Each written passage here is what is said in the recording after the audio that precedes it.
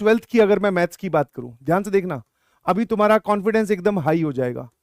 Class twelfth की अगर मैं मैथमेटिक्स की बात करूं तो यहां पर आप बोल सकते हो कि पहला चैप्टर हमारा रहेगा डिटर्मिनेंट्स, फिर आएगा मैट्राइसेस, बिल्कुल एकदम इंडिपेंडेंट। उसके बाद में हम स्टार्ट करेंगे कैलकुलस। अब कैलकुलस के टॉपिक्स में फटाफट लिख देता हूं। कैलकुलस में पहला चैप्टर होगा हमारा रिलेशन एंड फंक्शन, फिर होगा आईटीएफ, फिर लिमिट कॉन्टिन्यूटी डिफरेंशिएबिलिटी, फिर मेथड ऑफ डिफरेंशिएशन, फिर एप्लीकेशन ऑफ डेरिवेटिव्स, फिर इंटीग्रल कैलकुलस जिसमें इनडेफिनेट इंटीग्रेशन, डेफिनेट इंटीग्रेशन और area under the curve, differential equation, उसकी बात करेंगे। फिर हमारे पास में आएगा सर नया अध्याय, that is vector and 3D, और लास्ट में हमारे पास में आ जाएगा प्रोबेबिलिटी। तो ये आपके क्लास ट्वेल्थ के सारे टॉपिक्स मैंने लिख दिए हैं, ठीक है। अभी आपको ये सब याद नहीं करना है, मैं आपको जो समझाने की कोशिश कर रहा हूं उसको ध्यान सुनना। अब जैसे ही तुम क्लास ट्वेल्थ में एंटर करोगे तो ये वाले जो दो टॉपिक्स हैं सर, ये कंप्लीटली इंडिपेंडेंट है। एक आप बोल सकते हो एक नई गणित है ना, एक नया गेम है जिसके रूल्स आपको समझाए जाएंगे और जिसको सिखाया जाएगा, फिर आपको एप्लीकेशन इसका करना है, ठीक है। तो सर ये पूरा का पूरा नया पार्ट है। उसके बाद में वेक्टर 3D सर, ये भी पूरा का पूरा एकदम नया, हाँ कोई इसमें डिपेंडेंसी जरूरत नहीं है आपको, पुराना आता है कि नहीं। कैलकुलस में मेन चैप्टर होता है फंक्शंस, जो कि हम क्लास 11th में भी पढ़ के आए हैं, ध्यान सुनना मेरी बात। कैलकुलस में मेन चैप्टर होता है फंक्शंस, फंक्शंस के बाद में ये सारी चीजें होती हैं। तो फंक्शंस हम क्लास 11th में पढ़ के आए हैं, बट क्लास ट्वेल्थ में फिर से हम बेसिक से स्टार्ट करेंगे, बिल्कुल बेसिक से, बिल्कुल कोई भी पुरानी चीज हम लोग नहीं ये एज्यूम करके चलेंगे कि तुम लोगों को आती है। पूरा functions, domain, range, types of functions, फिर क्लास ट्वेल्थ का भी पार्ट है, वो सारी चीजें दोबारा शुरू से पढ़ने वाले हैं, ठीक है। तो सर ये हमारे मन में हम लोग नहीं ये एज्यूम करके चलेंगे कि तुम लोगों को आती है। पूरा functions, domain, range, types of functions, फिर क्लास ट्वेल्थ का भी पार्ट है, वो सारी चीजें दोबारा शुरू से पढ़ने वाले हैं, ठीक है। तो सर ये हमारे मन में एक डाउट था कि फंक्शंस यहां पर भी होता है, क्लास 11th में भी और क्लास 12th में भी होता है। तो कहीं आप ये तो एज्यूम करके नहीं चलोगे कि क्लास 11th में बच्चे फंक्शंस पढ़ के आए हैं, उसके आगे से आप स्टार्ट करो, बिल्कुल नहीं, बिल्कुल भी नहीं। एकदम बेसिक से, स्क्रैच से, जीरो से, जैसा हमने 11th में किया था। कोई बच्चा अगर नया जुड़ चुका है जिसने क्लास 11th नहीं पढ़ी है तो उसको भी घबराने की जरूरत नहीं है, क्योंकि सर ये पूरा का पूरा एक नई गणित और ये पूरी की पूरी एक नया पार्ट। और कैलकुलस में आपने बोला कि फंक्शंस की जरूरत पड़ती है, तो फंक्शंस हम सबसे पहले पढ़ेंगे। उसके बाद में आईटीएफ, लिमिट कॉन्टिन्यूटी डिफरेंशिएबिलिटी। अब ये जो लिमिट वाला पार्ट है, ये लिमिट क्लास 11th में भी आती है, ठीक है। ये भी वापस बेसिक से करवाई जाएगी, एकदम स्क्रैच से। क्लास 11th की लिमिट्स तुम्हें नहीं आती है ये मानते हुए, समझ गए मेरी बात, ध्यान सुनते जाना। उसके बाद में सर मेथड ऑफ डिफरेंशिएशन, मतलब डिफरेंशिएशन वाला पार्ट, ये भी वापस बेसिक से। Application of derivative, integral calculus पूरी की पूरी। तो ये सारी चीजें आपको वापस करवाई जाएगी। तो मतलब अगर मैं क्लास 12th का एक ओवरव्यू आपको बताऊं तो ये एक नई दुनिया है, नए इसके नियम होंगे, नई तरीके से हम लोग शुरुआत करने जा रहे हैं। तो क्लास 11th पे इतना डिपेंडेंसी जरूरत नहीं है, ठीक है। और क्लास 12th की जो मैथ्स है वो चाहे जेई मेंस हो चाहे जेई एडवांस हो, उसमें 60% आती है, समझ पा रहे हो। तो अगर कोई बच्चा, वैसे तो मैं ये सजेस्ट नहीं करूंगा कि भाई सिर्फ क्लास 12th की मैथ्स पढ़ के जाओ, क्योंकि क्लास 12th की मैथ्स खत्म होने के बाद में हम क्लास 11th की मैथ्स भी रिवाइज करेंगे एकदम शुरुआत से। बट भाई अगर तू सिर्फ क्लास 12th की मैथ्स भी पढ़ के जाता है तो तू अपने मैथ्स का 60% स्कोर जो है वो बहुत अच्छे से कवर कर लेगा। मैथ्स की बात कर रहा हूं मैं।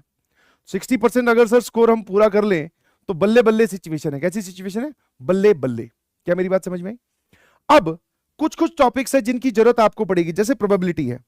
तो प्रोबेबिलिटी में किसकी जरूरत पड़ती है? पी एंड सी की।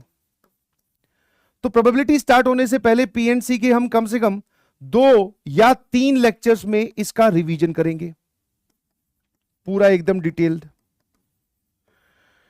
ठीक है। और फिर यहां पर एक चैप्टर आपको दिखाई दे रहा है आईटीएफ, इनवर्स ट्रिग्नोमेट्रिक फंक्शंस। इसमें हमें ट्रिग्नोमेट्री की जरूरत पड़ती है, जो कि हम उसी के अंदर सीखेंगे कि भाई कौन कौन सी क्लास 11th के फॉर्मूलाज हैं, वो सारे आपको वापस से सिखाए जाएंगे। तो इसका मतलब अगर कोई बच्चा है जिसने, हाँ इनवर्स ट्रिग्नो की मैंने आपको बताया, इनवर्स ट्रिग्नोमेट्रिक फंक्शन में ट्रिग्नोमेट्रिक फंक्शन एक नाम आता है। ट्रिग्नोमेट्रिक फंक्शन हम क्लास 11th में पढ़ चुके हैं, बट फिर भी सर उसका अगला पार्ट हम यहां डिस्कस कर रहे हैं। तो आपके मन में डाउट होगा कि सर ट्रिग्नोमेट्री तो हमारी वैसे ही कमजोर है। तो कहीं ये चैप्टर हमारा बर्बाद ना हो जाए। मैंने कहा बिल्कुल टेंशन ना ले। इसके आईटीएफ के भी स्टार्ट होने से पहले सारे के सारे ट्रिग्नोमेट्रिक जो फॉर्मूलाज हैं, जो रिलेशंस हैं, जो इंपॉर्टेंट चीजें हैं, वो सारी मैं तुझे बताऊंगा। क्या मेरी बात समझ गए? अब मुझे एक बात बताओ, अब तुझे देखकर क्या लग रहा है? ये पूरी एक नई दुनिया है, इसमें किसी चीज का कोई इन्वॉल्वमेंट नहीं है।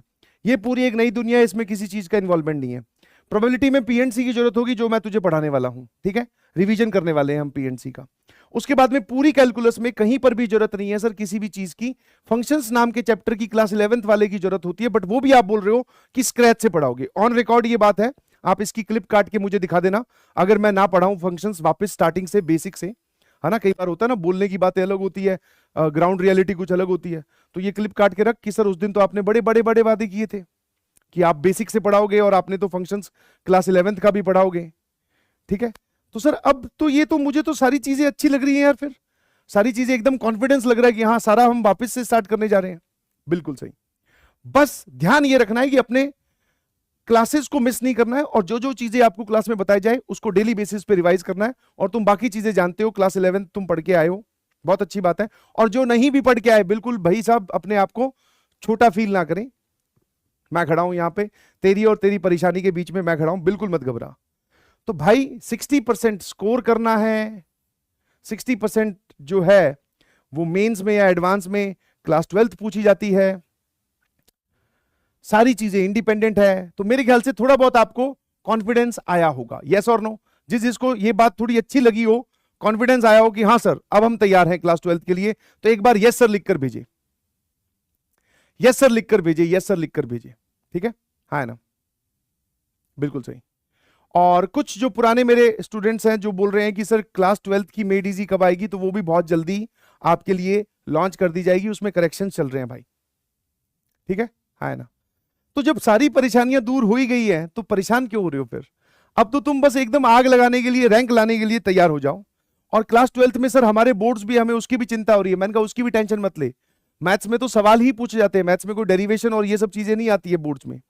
तो जो भी तू यहां पे पढ़ेगा वो सारे के सारे बस तुझे वहां पे कैलकुलेशन और करके दिखानी है।